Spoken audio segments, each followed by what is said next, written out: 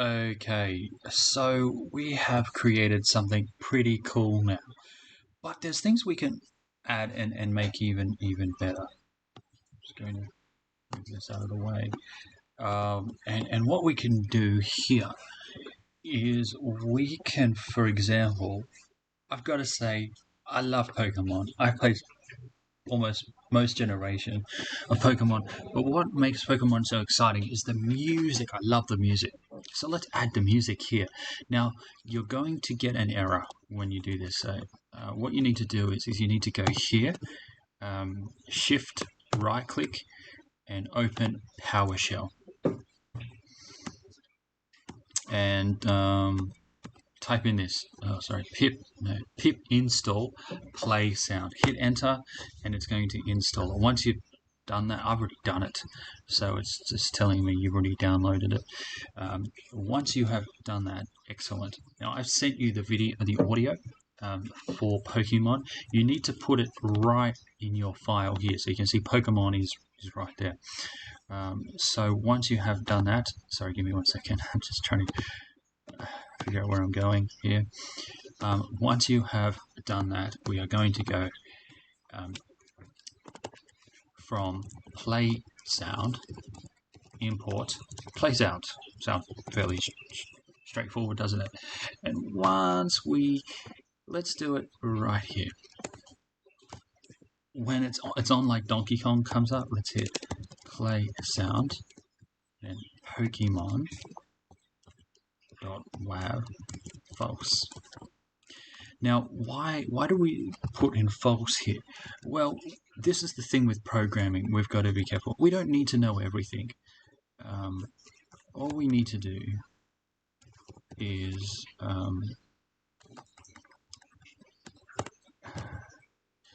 we need to read the documentation. Documentation is very important and it answers most of our questions. So when I first did this, I wrote it like this and it wouldn't go forward. And then I read there's an optional argument which is set to true by default. Setting it to false makes the function run asynchronously. So that means that it will continue to run. So that's why we got false. Don't think that I'm just a wizard.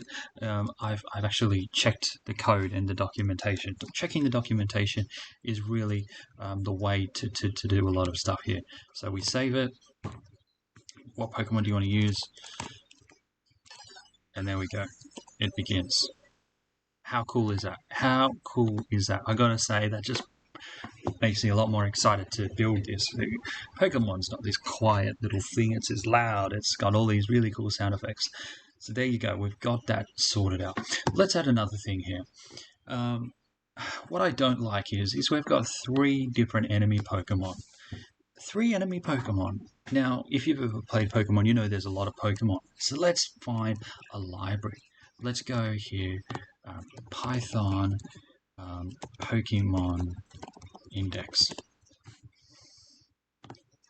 Oh, wow, look at that. Python has everything. And we type into here, back into PowerShell here, and we type in pip install PyPokédex.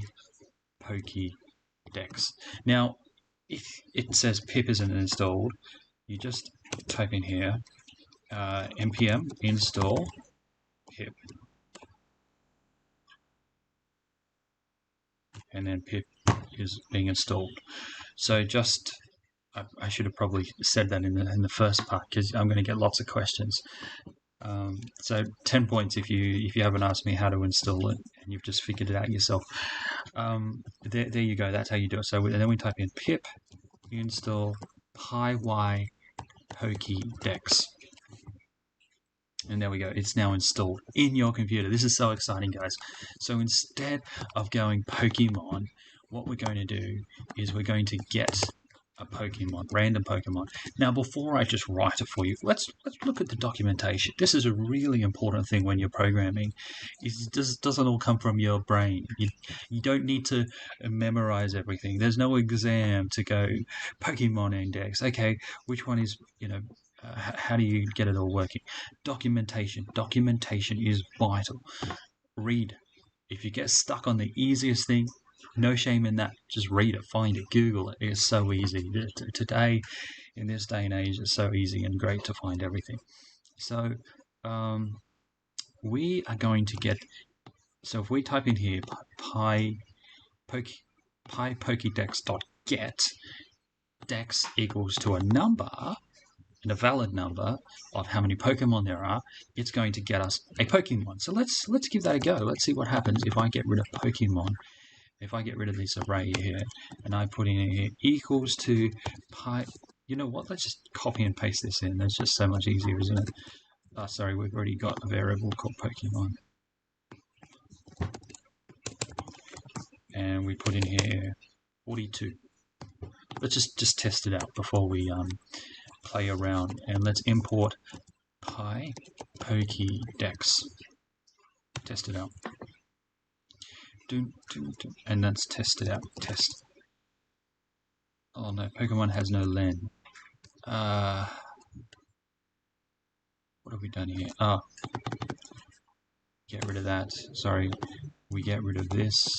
I'll change it to enemy Pokemon. That should now be fixed. Your enemy chooses Golbat. Cool, it's working. Now if we just type in here .name, and that should just work there.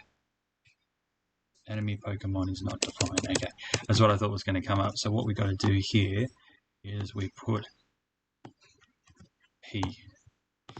We're going to use enemy Pokemon here is equal to P.name. So as you go back to the documentation here, and we can ask for the name. It's going to provide us the name of the Pokemon. See, P.name. They've given us a couple of examples, basic examples, how to use this library. Chose Golbat. Cool, so it's working. Everything's working. Great. Now it's not fun because it just chooses Golbat. Sorry. So let's change this. We're going to add a random. So integer here. So we go random. We've already imported random. Random int 0. Let's just do 0 to 200. It's much better than what we used to have was 3, if you remember. So let's type in Pikachu. Random, and I've made a mistake, have I? Very important to spell, guys. Pikachu. Moltres, eh? Awesome. Pretty cool stuff, isn't it? Pika. Weedle. Feel free to play around with this number. I'm just going to leave it at 300. I forget how many Pokemon there are now. I prefer the up to the 3rd gen, and then they just get a bit silly. Hopefully I haven't made enemies by saying that. So this is working pretty cool.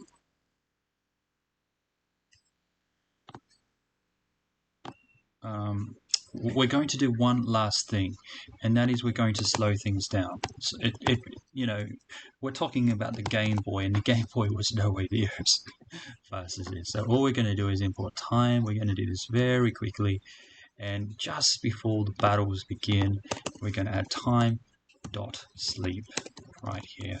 Put in 1.5 seconds. Just copy this again, and right here, we're going to add another 1.5 seconds. Oh, indentation is very important. Save it, hit F5, and Pikachu.